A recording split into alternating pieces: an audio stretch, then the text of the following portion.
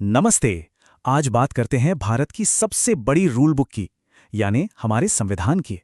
और ये जानेंगे कि ये वक्त के साथ कैसे बदलता है, कैसे और बेहतर होता है।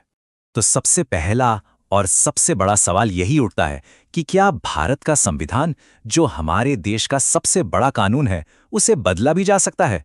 तो इसका जवाब है हाँ, बिल्कुल बदला जा सकता है। और जानते हैं, इसके लिए हमारे संविधान में ही एक रास्ता दिया गया है। एक स्पेशल प्रोविजन है, आर्टिकल 368। और ये भी बड़ा इंटरेस्टिंग है कि ये आइडिया हमने साउथ अफ्रीका के संविधान से लिया है।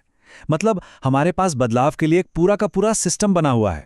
तो फिर सवाल ये है कि ये बदलाव होता कैसे है? क्या कोई भी कभी भी कुछ भी बदल सकता है? नहीं, ऐसा बिल्कुल नहीं है। इसके लिए ना तीन बहुत ही सोचे समझे अलग अलग रास्ते तय किए गए हैं। ये तीन तरीके हैं। एक है सिंपल मेजॉरिटी, दूसरा है स्पेशल मेजॉरिटी, और तीसरा जो सबसे मुश्किल वाला है वो है स्पेशल मेजॉरिटी के साथ साथ आधे से ज्यादा राज्यों की मंजूरी।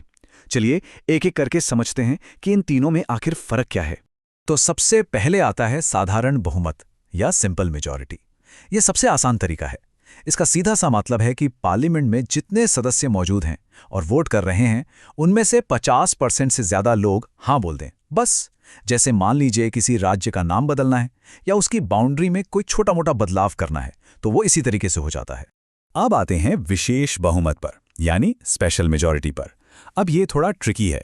इसमें दो शर्तें पूरी करनी होती हैं। पहली, सदन की जो टोटल स्ट्रेंथ है उसके 50% से ज्यादा लोग सहमत हों। और दूसरी शर्त यह है कि जितने लोग उस दिन मौजूद हैं और वोट कर रहे हैं, उनमें से कम 2/3 यानी 2/3 लोग हाँ कहें। जो हमारे फंडामेंटल राइट्स है ना, उनमें अगर कोई बदलाव करना हो तो इसी स्पेशल मेजॉरिटी की जरूरत पड़ती है। और फिर आता है सबसे मुश्किल वाला प्रोसेस।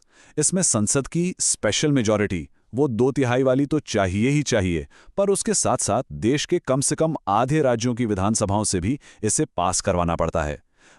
ये तब होता है जब मामला पूरे देश के फेडरल स्ट्रक्चर से जुड़ा हो, जैसे कि जीएसटी या फिर प्रेसिडेंट का इलेक्शन, क्योंकि इन मामलों में राज्यों का भी तो सीधा लेना देना होता है।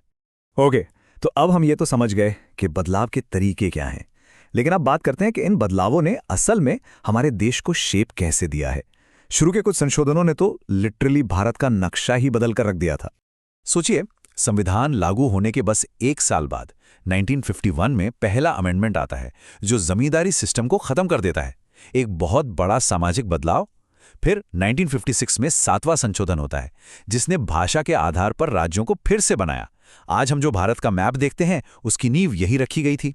और फिर देखिए 1966 में 18वें संशोधन ने पेप्सू नाम के एक बड़े राज्य को तोड़कर आज के पंजाब, हरियाणा और हिमाचल प्रदेश को बनाया।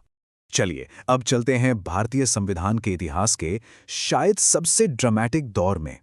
ये एक ऐसा वक्त था जब दो बड़े संशोधनों के बीच एक कह सकते हैं कि एक आइडियोलॉजिकल जंग छिड़ गई थी, और इसके पीछे की पॉलिटिक्स बहुत गहरी थी।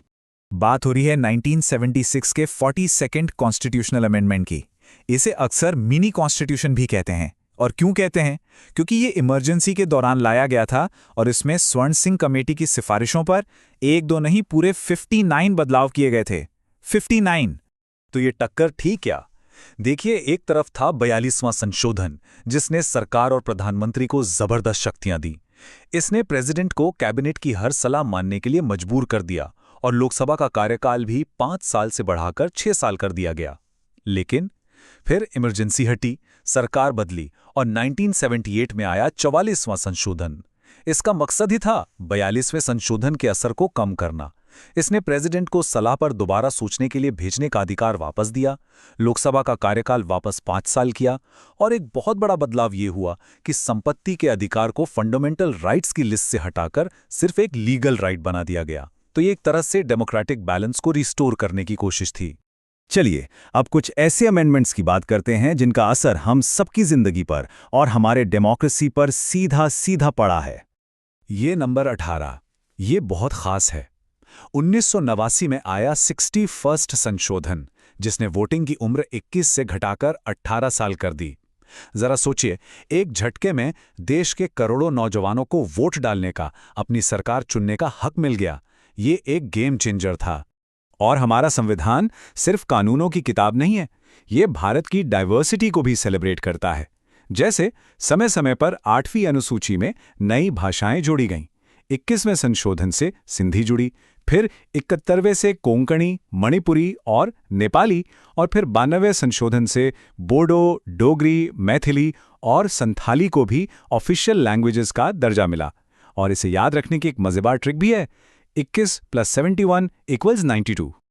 और भी बहुत से इंपॉर्टेंट अमेंडमेंट्स हैं, जैसे 52वां संशोधन जो दल बदल विरोधी कानून लेके आया, उस आयाराम गयाराम वाली पॉलिटिक्स को रोकने के लिए। और हाल ही में 101वां संशोधन जिसने पूरे देश को एक टैक्स सिस्टम में बांधा, यानी जीएसटी। तो इतनी सारी बातें हो गईं, लेकिन इसका मतलब क्या है? ये सब जानना इतना जरूरी क्यों है? चलिए अब इस पूरी कहानी का निचोड़ समझते हैं। देखिए, सबसे बड़ी बात यह है कि हमारा संविधान कोई पत्थर की लकीर नहीं है। ये एक लिविंग डॉक्यूमेंट है जो वक्त और देश की ज़रूरतों के हिसाब से खुद को बदलता है, इवॉल्व होता है। ये पूरा प्रोसेस, ये कठोरता और लचीलेपन का एक खूबसूरत बैलेंस है। इतना आसान नहीं कि कोई भी इसे बदल दे, और इतना मुश्किल भी नहीं कि ज़रूरत पड़ने पर इसमें बदलाव ही ना हो पाए। असल में ये सारे संशोधन भारत की पूरी पॉलिटिकल और सोशल जर्नी की कहानी बताते हैं। ये तय करते हैं कि हम नागरिकों के अधिकार क्या हैं और सरकार की ताकत की सीमाएं क्या हैं। और अब अंत में एक सवाल, जिस तेजी से हमारा देश और समाज बदल रहा है, ऐसा कौन सा अगला बड़ा बदलाव हो सकता है जिसकी हमारे संविधान को जरूरत है? वो कौन सा चेंज है जिसकी आज देश को वाकई में जरूरत है? इस पर सोचने की कोशिश जरूर करिएगा।